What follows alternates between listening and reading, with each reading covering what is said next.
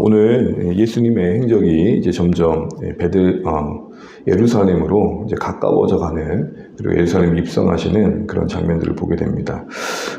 이 복음서의 구조를 보게 되면 예수님이 예루살렘으로 가까이 갈수록 기존 종교 지도자들의 어떤 권력의 어떤 기득권을 지켰던 자들의 저항과 대항이 점점 거칠어지고 그리고 거세지는 것들을 우리가 보게 됩니다. 결국 오늘 예수님의 이러한 행적들 속에 보이는 무리들, 또 사람들의 반응 속에서 가장 중요한 사실을 다시 한번 확인하게 되는 것은 예수님을 우리가 어떻게 이해하느냐에 따라서 우리 신앙의 방향과 본질이 달라질 수 있겠다 싶은 거죠. 대부분의 많은 사람들은 자기가 원하는 방식대로 예수님을 이해했습니다. 이해라고는 하지만 오해죠. 예수님을 바르게 이해하고 온전히 따랐던 사람들은 그 당시에도 그렇게 많지 않았고, 사실은 오늘날도 그렇게 많지는 않겠다 싶은 생각을 해보게 됩니다. 우리가 보통 부흥했다 그러면 많은 사람들이 교회에 또 신자로 등록하고 세워져 가는 것들을 볼 때 그렇게 말을 합니다. 근데 엄밀히 따지면 진짜 부흥은 이전에도 말씀드린 것처럼 부흥해야 됩니다. 예수님에 대한 바른 이해와 따름이 분명히 있어야 된다는 거죠. 그 부르심에 응답하는 삶이 필요하다는 겁니다. 그런 관점에서 오늘 19장, 20장을 읽게 되시면 대비되는 큰 두 그룹을 보게 됩니다. 두 사람이라고 해야 되겠죠. 먼저 오늘 본문에 삭개오와 그리고 뒤에 예루살렘의 성에 들어갔을 때 보인 종교 지도자들의 반응입니다.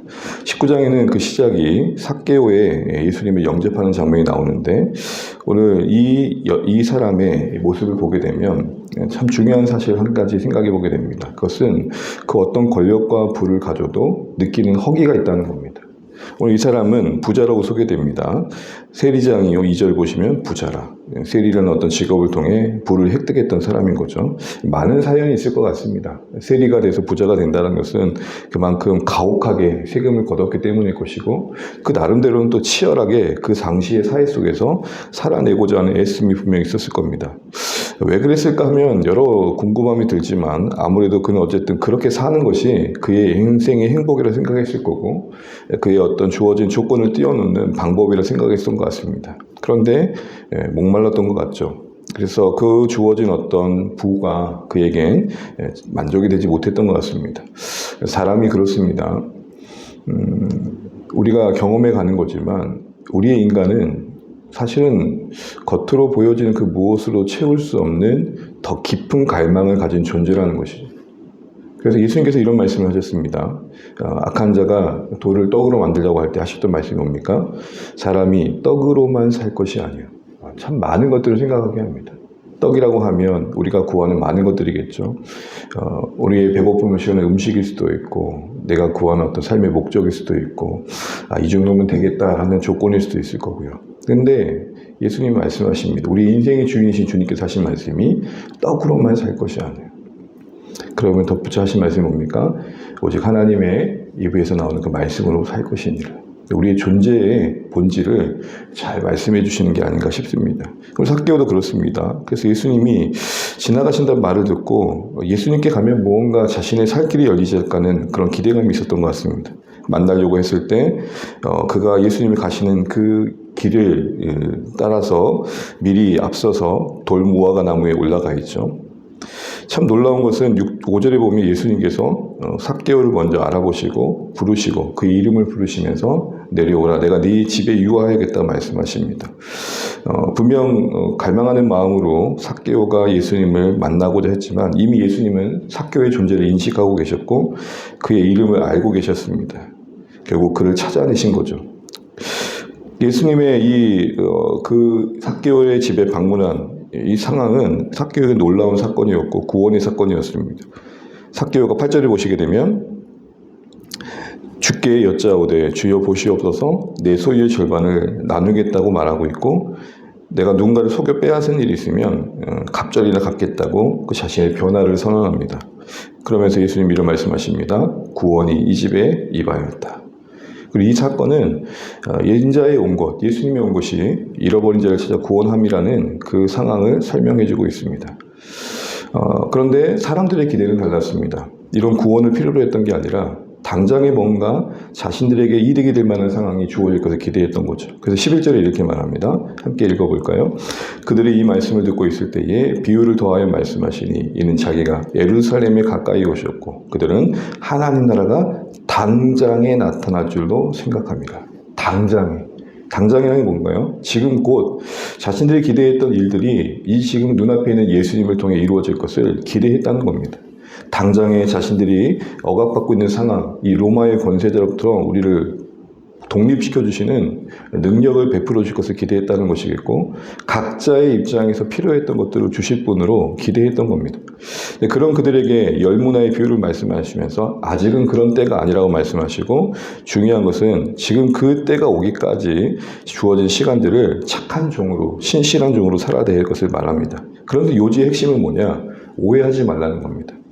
오늘 보게 되면 문화의 비유에 보게 되면 18절에 보시게 되면 이제 그 위에 16절을 보시게 되면 한 문화로 열 문화를 남긴 사람이 나오고 18절을 보게 되면 동일한 한 문화로 5 문화를 남긴 사람이 나오고 20절을 보게 되면은 한 문화를 그대로 둔 사람이 나옵니다. 이 사람의 특징이 뭡니까?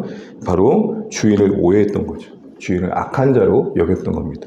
이 비유의 그렇게 핵심은 뭐냐면 당장에 하나님 나라가 임할 거라고 생각했던 자들에게 주시는 말씀은 나를 오해하지 말라는 겁니다. 내가 너희들이 기대하는 나라를 주기 위해 온 게 아니라는 것이죠. 이런 오해의 우리에게 예수님은 예루살렘에 입성하시면서 어떤 모습으로 입성하십니까? 33절, 34절 같이 한번 보겠습니다. 나귀 새끼를 풀 때에 그 임자들이 이르되 어째 나귀 새끼를 푸느냐? 대답하되 주께서 쓰시겠다 하고 제자들 중에 2사람 보냄받아가지고 예수님이 타고 들어갈 나귀 새끼를 가져오죠. 이 말씀은 우리가 너무 잘 아는 것처럼 스가랴의 예언을 성취하시는 거고 특별히 이 예루살렘에 나귀 새끼를 타고 입성하시는 장면은 당시에 말이 상징했던 군사력이 아니라 나귀, 곧 겸손의 왕으로 이 땅에 오셨음을 말하는 것이죠. 사람들이 기대했던 승리가 아니라 하나님께서 주시고자 하는 평화를 주시기 오신 왕으로서 자신을 예언하는 겁니다. 그래서 무리의 찬송을 보십시오. 38절에 함께 읽어볼까요? 이르되 찬송하리로다 주의 이름으로 오시는 왕이여 하늘에는 평화여 가장 높은 곳에서는 영광이로다 하니 바로 이 말씀을 이루게 오셨다는 것을 무리는 알지 못하고 찬양하고 고백하고 있습니다. 이에 대해서 이제 예수님은 그 평화를 주시기 위한 왕으로서 어떤 시선으로 세상을 보시는지를 보여주십니다. 41절 보십시오. 가까이 오사 성을 보시고 우시며 뭘 보셨을까요? 바로 하나님께서 주시고자 하는 평화를 알지도 못하고 원하지도 않고 찾지도 않는 그런 어떤 무너진 예루살렘의 영적 현실을 보고 웃고 있습니다. 그러면서 뭐라고 말씀하시죠? 너희 눈에는 이 평화가 숨겨져 있도다. 무슨 말입니까? 아예 간신자초도 없고 그게 원하지도 않았다는 겁니다. 그런 그들에게 임할 수밖에 없는 심판을 보시고 안타까워하신 거죠. 분노의 시선이 아니라 국률의 시선이었고 그 무너질 수밖에 없는 영적 현실이 놓인 그들을 향한 애잔한 마음, 안타까운 마음이 그들에게 있습니다. 예수님은 그 시선을 따라서 성전을 정결케 하시고 광도의 속으로 만든 그 성전을 기도의 집이라고 다시 선언하십니다. 당시에도 이 성전이 그러했던 것처럼 우리의 성전인 우리의 존재도 하나님 앞에서 어느새 다른 것을 추구하게 되면 기도의 집이 아니라 강도의 소굴이 될 수도 있겠다 싶은 생각을 해보게 됩니다. 뭘 숭배하느냐에 따라서 우리의 존재는 하나님의 진정한 성전이 되기도 하고 하나님 앞에서 기도의 집으로 쓰임받기도 하고 때로는 우리가 물질과 성공을 숭배하게 된다면 강도의 소굴이 될 수 있는 거죠. 이런 예수님의 모습은 당시에 이 성전을 중심으로 이득을 취했던 종교 지도자들에게 상당히 불편한 내용입니다. 그래서 여러분 20장 전반의 모든 내용들은 거의 대부분의 내용들은 이 종교 지도자들과의 예수님과의 대화와 주고받는 이야기로 가득합니다. 그리고 요지는 종교 지도자들은 예수님을 어떻게든 죽이려고 할 수밖에 없었고 그 이유는 예수님의 권위를 그들이 받아들일 수 없었기 때문입니다. 그래서 이런 질문을 합니다. 1절, 2절 읽고 말씀을 마치겠습니다. 하루는 예수께서 성전에서 백성을 가르치시며 복음을 전하실 때 대제사장들과 서기관들이 장로들과 함께 가까이 와서 말하여 이르되 당신이 무슨 권위로 이런 일을 하는지 이 권위를 준 이가 누구인지 우리에게 말하랴. 바로 이 권위에 대한 질문과 도전이 계속됩니다. 그런데 사실 그 질문의 요지는 그 권위가 누구에게서 왔는지를 알게 되면 인정하겠다는 차원이 아닙니다. 따지는 질문이었습니다. 사실은 수긍할 마음이 없었습니다. 그러나 그들은 그 권위가 누구로부터 온지를 인지합니다. 그게 사실은 포도원 농부의 비유에 나오게 되는데요. 잘 알고 계신 것처럼 그 포도원 농부의 비유의 핵심은 뭡니까? 진정한 이 밭의 주인의 아들이 왔을 때 그 농부들은 포도원의 농부들은 관리자로서가 아니라 이 아들을 죽이면 우리가 이걸 얻겠다라는 생각으로 아들을 죽이게 되죠. 그러니까 무슨 말입니까? 농부의 위치에서 포도원의 이 관리자로서의 위치가 아니라 포도원을 소유하고자 하는 자로서 서 있습니다. 성전을 맡겼고 성전을 하나님 뜻대로 세워가야 할 그들이 성전을 자신 것들을 소유해버린 것을 비유하고 계시는 거죠. 그러니까 애초에 이들은 자신들이 하나님의 권위를 대적하고 있다는 것을 신시적으로 예수님을 통해 인식하면서도 그 변화의 기회를 오히려 거부하고 더 완악한 쪽으로 가게 됩니다. 그리고는 예수님은 그들의 질문 앞에 지혜롭게 답하시면서 그들의 뒤에 보시게 되면 가부의 가산을 삼킬 정도로 위선된, 외식된 그들의 종교성을 드러내고 마십니다. 자, 말씀을 정리하겠습니다. 사랑하는 주안의 가족 여러분, 오늘 말씀을 19장의 시장 읽으면서 우리는 이런 질문을 하나 해봐야 됩니다. 나는 예수님을 바르게 이해하고 따르고 있는가? 이 말은 예수님이 우리에게 주시고자 하는 구원을 나는 원하고 있고 그거를 경험하고 있는가라는 것입니다. 오늘 여리고성의 이 삭개오가 보인 반응처럼 우리는 인생의 그 어떤 것으로도 채울 수 없는 더 깊은 갈망을 가지고 오직 우리의 주 되신 하나님만이 우리의 필요를 채울 수 있고 우리의 구원자라는 사실을 알고 믿고 따르고 있는가?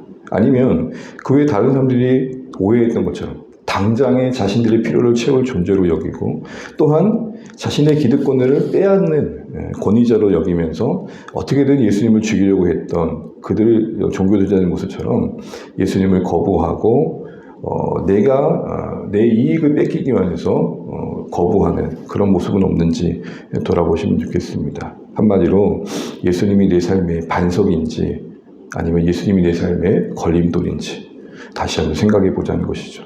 예수님이 반석이신 인생들에게는 예수님은 진정한 구원자가 될 것이고 예수님이 그 인생의 걸림돌인 인생들은 예수님이 심판의 돌이 될 것입니다. 오늘 다시 한번 참된 구원자이신 예수님을 우리에게 바르게 알고 따를 수 있는 그런 신앙의 현실이 있는지를 돌아보시면 좋겠고 무엇보다도 진정한 주권자이신 예수님 앞에 나는 그 구원을 경험한 자로서 오늘 삭개오가 보인 것처럼 나의 잘못들을 고백하고 변화를 나타내고 있는지를 돌아보면 좋겠습니다. 예수님이 진짜 구원자이신 인생들의 특징은 뭡니까? 나의 변화를 인식할 때 고백하고 그것을 드러내게 따르게 된다는 것입니다. 그러나 예수님이 진정한 구원자가 아닌 인생들은 무엇입니까? 어떻게든 예수님을 거부하려고 그러고 물러내려고 그러고 예수님이 말씀하신 것들을 자꾸 부정하게 되죠. 그리고 자기의 변화를 요구받게 될 때 어떻게든 그것을 감추려고 하거나 그 변화를 드러내는 자를 없애려고 하는 것이죠. 우리는 어떤 모습에 서 있는지 다시 한번 돌아보면서 참된 주권자이신 예수님 앞에 바른 이해와 순종으로 열매를 맺는 우리 삶 되시기를 간절히 축복합니다. 기도하겠습니다.